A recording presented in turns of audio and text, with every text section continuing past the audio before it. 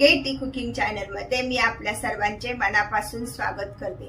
दुपारच्या वेळेस खाण्यासाठी बनवूया पुदिन्याचा फ्लेवर असलेला मुरमुऱ्यांचा चिवडा। कढईमध्ये हे कुरमुरे थोडेसे भाजून घेऊया।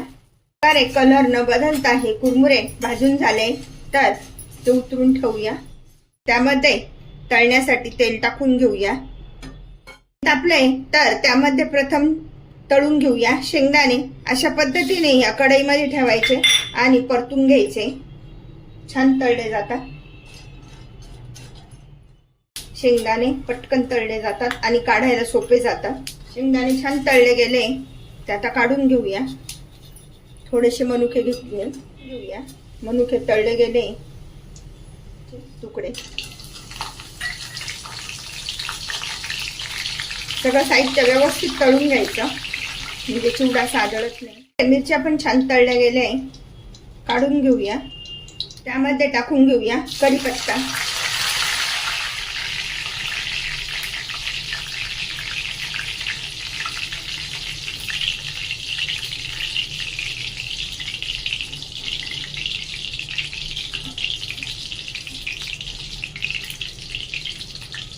चांगला कुरकुरीत होईपर्यंत हा कढीपत्ता तळायचा आहे। त्याने त्याचा तुकडा पडल्यानंतर समजायचं की कढीपत्ता छान कुरकुरीत झालाय।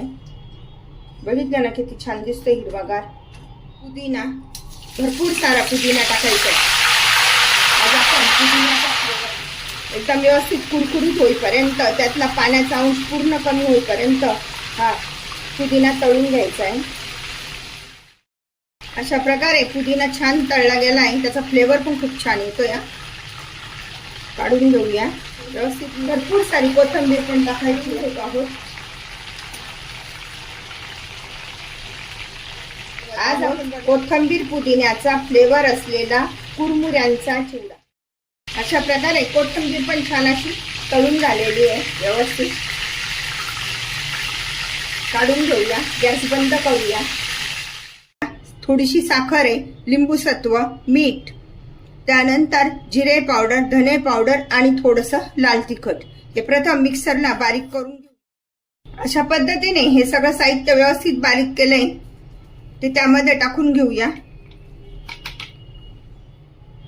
कोथिंबीर आणि पुदिना मिक्सरला व्यवस्थित बारीक करून घ्यायचा आहे। वाटलं तर आपण त्यामध्ये कढीपत्ता आणि हिरव्या मिरच्या सुद्धा बारीक करू शकतो।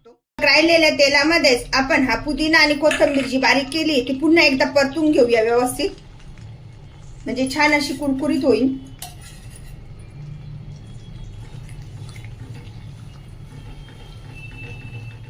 लिंबू सत्व नसेल तर असं परतताना ज्यावेळेस आपण पुदिना परतून घेतो ना व्यवस्थित, तर त्यामध्ये लिंबाचा रस टाकायचा। छान आता असं कुरकुरीत मस्त तळून घ्यायचंय। प्रकारे पुदिना आणि कोथिंबीर परतवताना जो आवाज येत होता तो बंद झालाय, म्हणजे पुदिना आणि कोथिंबीर छान अशी परतली गेली आहे। आता गॅस बंद करूया। त्याचा थोडा जरी अंश असला ना तर असा आवाज येतो, तो कमी झाल्यानंतर आपण समजायचं की पुदिना आणि कोथिंबीर छान तळली गेली आहे। हा परतवलेला पुदिना आणि कोथिंबीर आता यामध्ये टाकून घेऊया। घेऊया